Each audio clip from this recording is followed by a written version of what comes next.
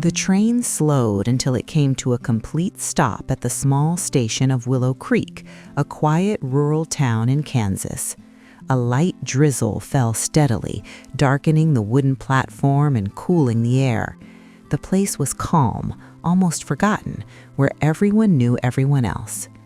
Ethan Miller pulled his jacket tighter and glanced at his watch. He rarely came to the station at that hour, but an urgent message from his sister had forced him to break his routine. Medical supplies were needed at the farm, and this train was the only way to get them. Ethan was in his early 30s, a man shaped by hard work and long gaze outdoors. His hands were rough, his face marked by sun and wind, his posture steady and reserved.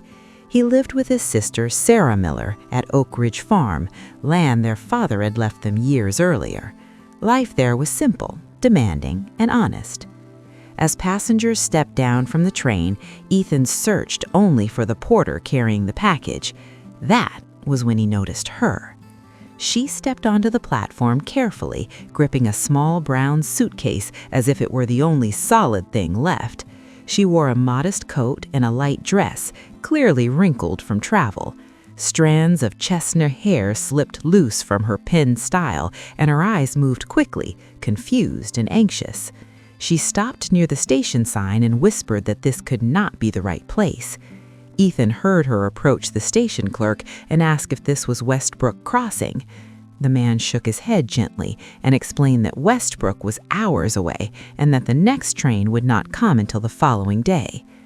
Color drained from her face. She took a slow breath, trying to stay composed, and asked if there was an inn where she could stay overnight. The answer was discouraging. The only boarding house in town was full due to a regional livestock auction. Ethan felt a tightness in his chest before he even thought about it. Almost without realizing it, he stepped forward. He removed his hat, as his mother had taught him, and spoke in a calm, respectful tone. He said he had overheard the conversation and lived nearby. He explained that his sister would never forgive him if he left a woman stranded in that weather.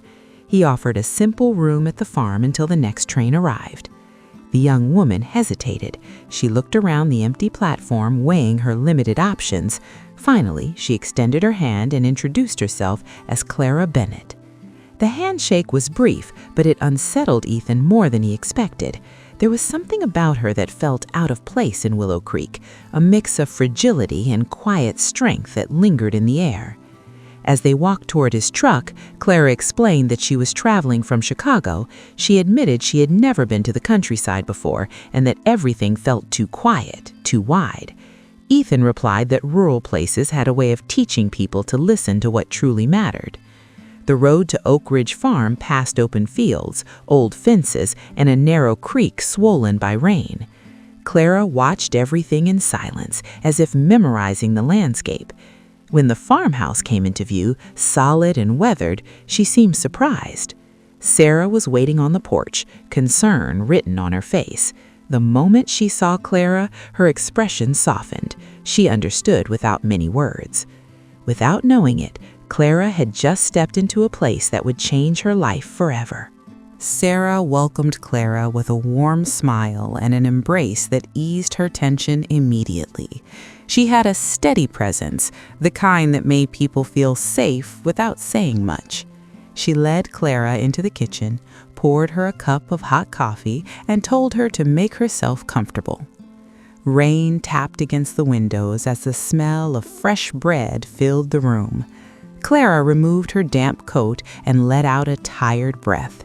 Sarah noticed and showed her to the guest room, simple and clean, with a handmade quilt folded neatly on the bed. Once settled, Clara slowly explained the real reason for her journey. She was headed to Westbrook Crossing to meet a man she had never seen in person, an arrangement made through letters, a promised marriage that would secure financial stability for her mother and younger siblings. Ethan listened from the doorway, silent and still. The truth weighed heavily on him. He did not know the man, but he knew stories like this rarely ended well. Sarah remained composed. She called Clara brave, but the glance she shared with her brother revealed concern. That evening, Clara insisted on helping prepare dinner. She chopped vegetables awkwardly, laughed at her mistakes, and nearly burned the stew. The mood softened. Ethan shared stories of the farm, the hard years after their father passed, and his choice to stay. Clara spoke of city life, of constant noise, endless rush, and never truly belonging. As she talked, something shifted inside her. At that simple table, she felt a peace she had not known in years. After dinner, they sat on the porch. The scent of wet earth and distant crickets filled the air. Ethan spoke of his plans to expand the farm and secure a future. Clara listened carefully and offered thoughtful ideas that surprised both siblings. Sarah noticed the growing connection. It was not just curiosity, there was respect, understanding, and a closeness that felt natural. The next morning brought unexpected news. The rail bridge had been damaged by the storm. Trains to Westbrook Crossing would not run for several days. Clara turned pale. She said the man was expecting her and that the delay could cause trouble. Without hesitation, Ethan offered to ride to the neighboring town and deliver a message. Before he left, Clara wrote a short letter, careful and restrained, like someone used to carrying responsibility alone. Ethan tucked it into his jacket and set off along the muddy road. The following days formed an unexpected routine. Clara helped around the house, learned farm tasks, and laughed while trying to feed the chickens. Sarah treated her like family. When Ethan returned, his expression was troubled. The man Clara was supposed to meet was not in town. He had left without notice and issued cold instructions instead.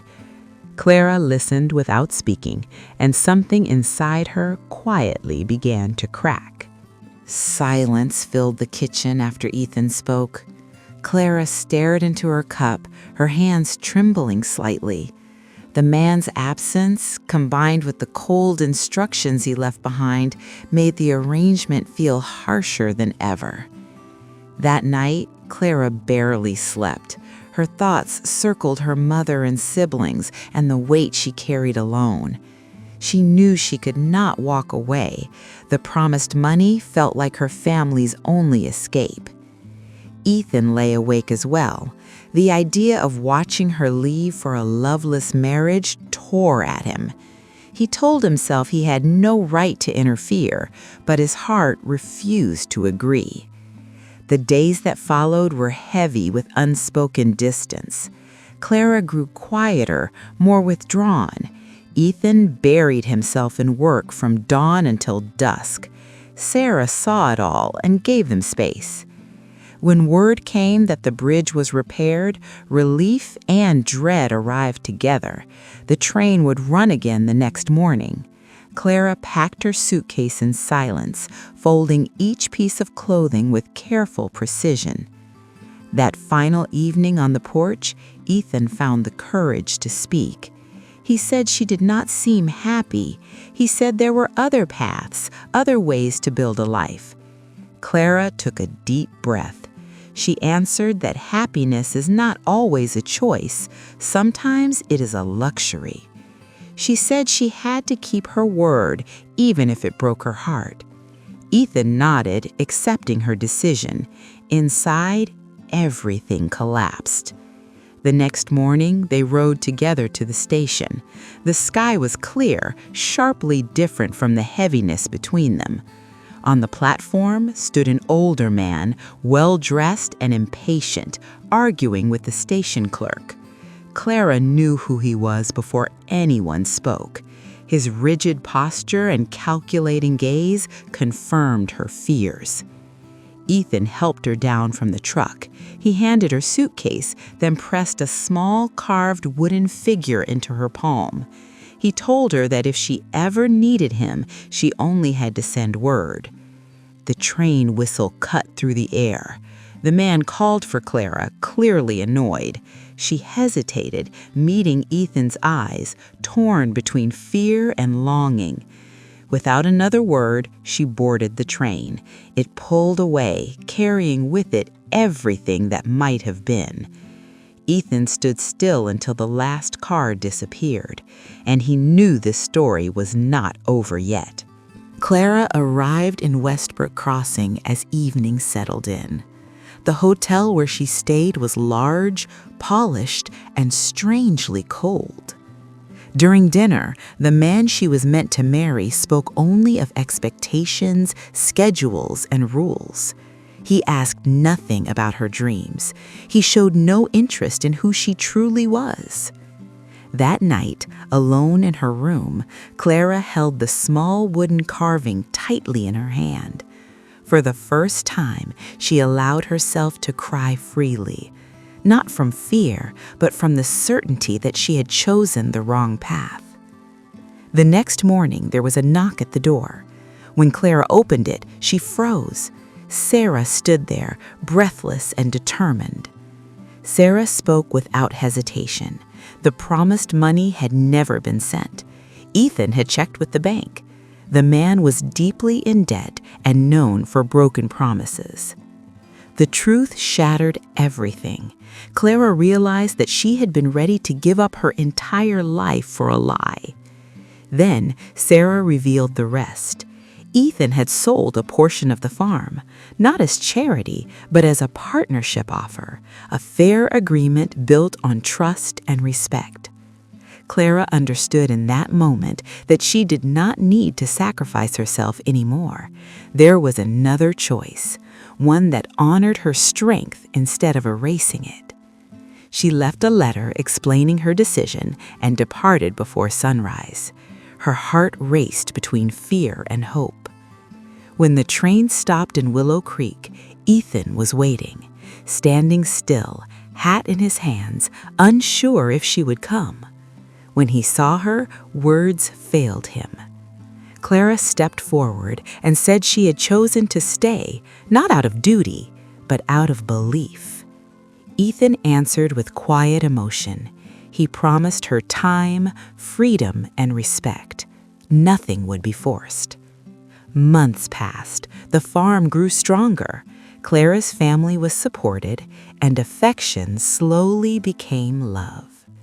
This story reminds us that not every wrong turn is a mistake. Sometimes it is the beginning of the life we were meant to live. If this story touched your heart, share your thoughts in the comments and follow the channel for more stories that change destinies.